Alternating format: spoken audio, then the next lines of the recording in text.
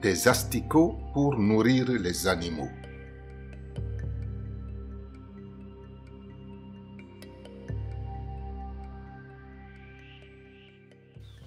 Des animaux bien nourris augmentent le revenu des producteurs. Pour nourrir leurs animaux, les producteurs recourent à la farine de poisson, au son de soja, au tourteau de palmiste, aux céréales et à beaucoup d'autres matières premières. Avant, nous donnions de la farine de poisson au poulet. Le poisson coûte de plus en plus cher. Nous n'en trouvons pas à manger nous-mêmes et comment en donner au poulet. C'est pourquoi nous avons fait le choix des asticots. Les asticots sont plus nutritifs pour les animaux que le poisson, le soja et tous les autres aliments.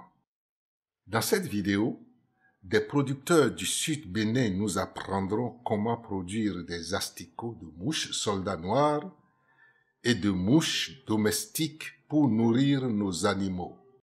Les mouches soldats noirs, peu abondantes, produisent des asticots plus gros et plus riches en nutriments.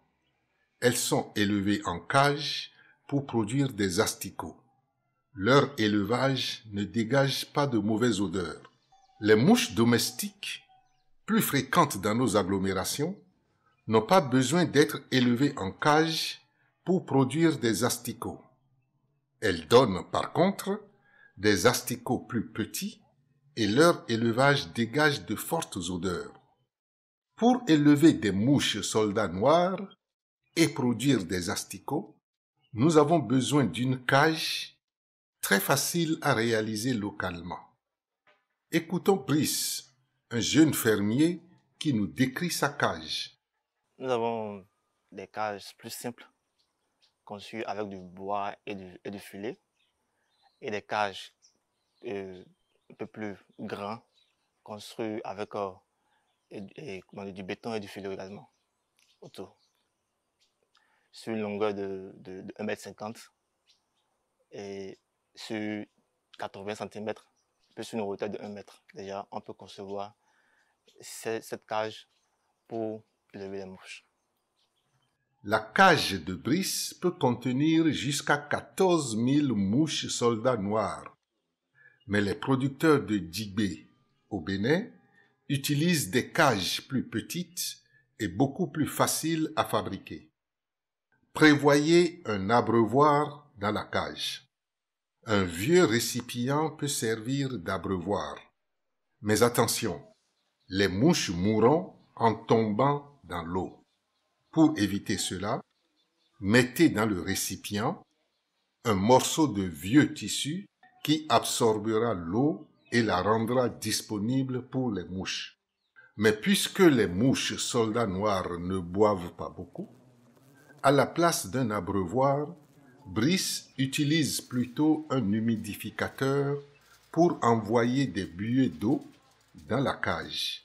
Écoutons-le. Les mouches soldats noirs ont besoin d'une température comprise entre 20 degrés Celsius jusqu'à 25 degrés Celsius. Et puis d'une humidité comprise entre 50% à 70% pour être à l'aise dans le milieu et pouvoir se reproduire.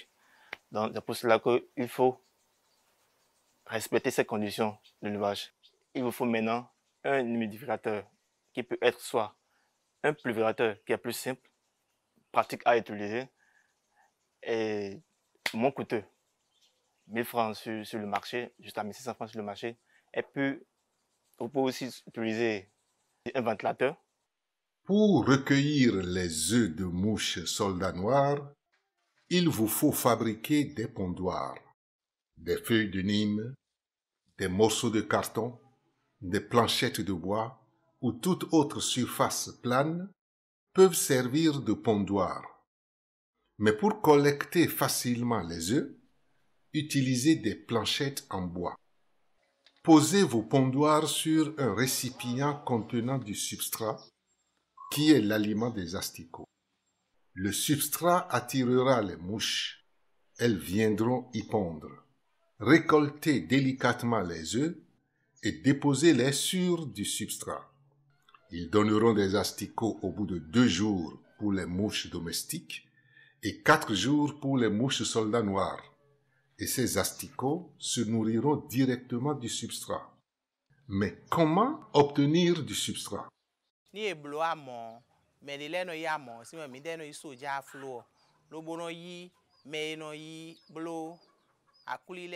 On récupère le son de soja et les téguments de maïs chez les vendeuses qui font du fromage de soja et de la pâte de maïs fermentée. Au bout de 3 jours, ça commence par dégager une mauvaise odeur qui attire les mouches.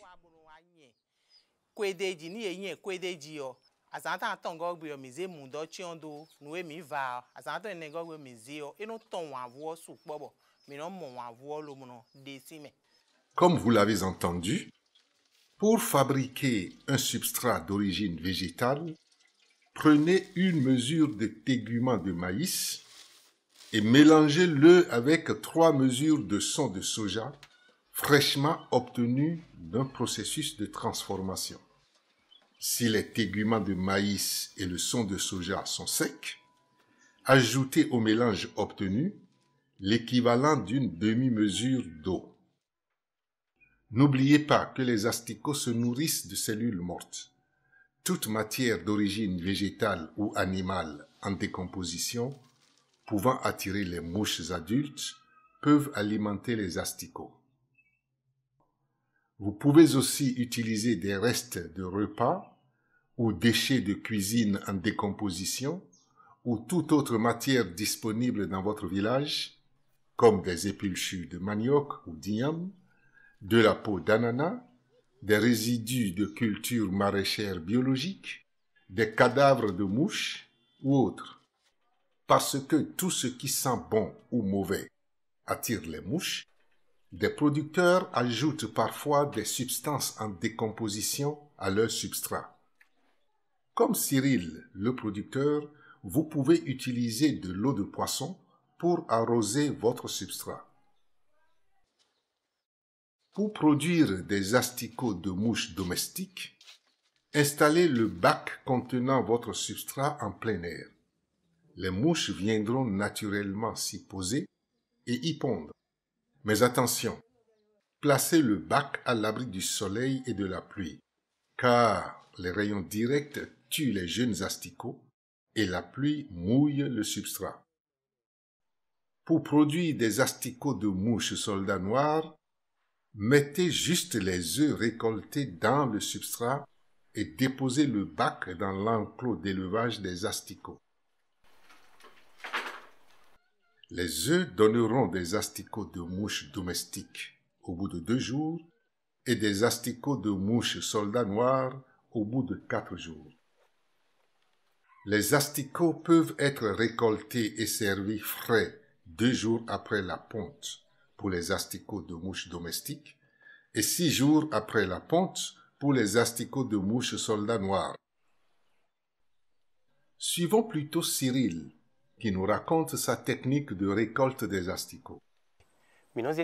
Dans un tamis posé sur une bassine, nous renversons le contenu du bac d'élevage contenant les asticots et le substrat.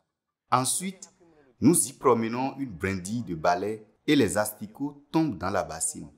Nous faisons cette opération au soleil. Ainsi, en fuyant le soleil, les asticots tombent dans la bassine. Comme vos animaux d'élevage, les oiseaux, les margouillards, les souris et autres aiment eux aussi les asticots. Protégez donc votre asticoterie avec du filet à maille fine à partir du 2e jour de ponte. Vous pouvez conserver les asticots et les utiliser plus tard pour nourrir vos animaux. Écoutons Bertin du village de Dibé nous raconter comment il conserve son surplus d'asticots.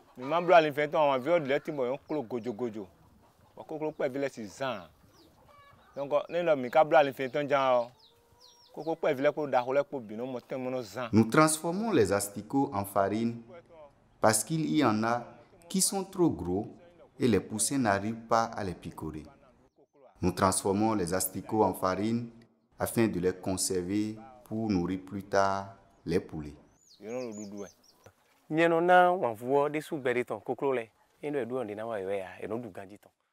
La quantité d'asticots que nous récoltons ne suffit pas pour nourrir les poulets à plein temps. C'est pourquoi nous la transformons et l'ajoutons à d'autres éléments pour leur alimentation.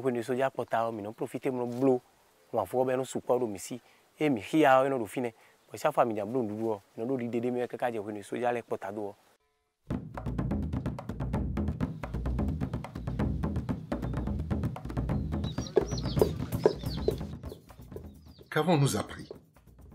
Les asticots sont très riches en nutriments et remplacent valablement le poisson et le soja dans l'alimentation des animaux.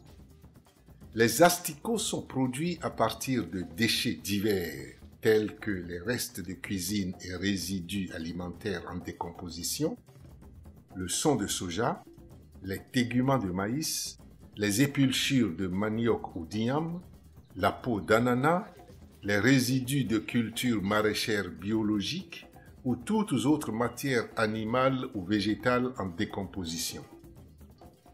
Les asticots de mouches domestiques peuvent être récoltés dès l'âge de 2 jours et servis frais aux animaux. Les asticots de mouches soldats noirs peuvent être récoltés dès l'âge de 6 jours et servis frais aux animaux. Les asticots peuvent être grillés ou séchés, puis transformés en farine pour être utilisés plus tard dans l'alimentation animale.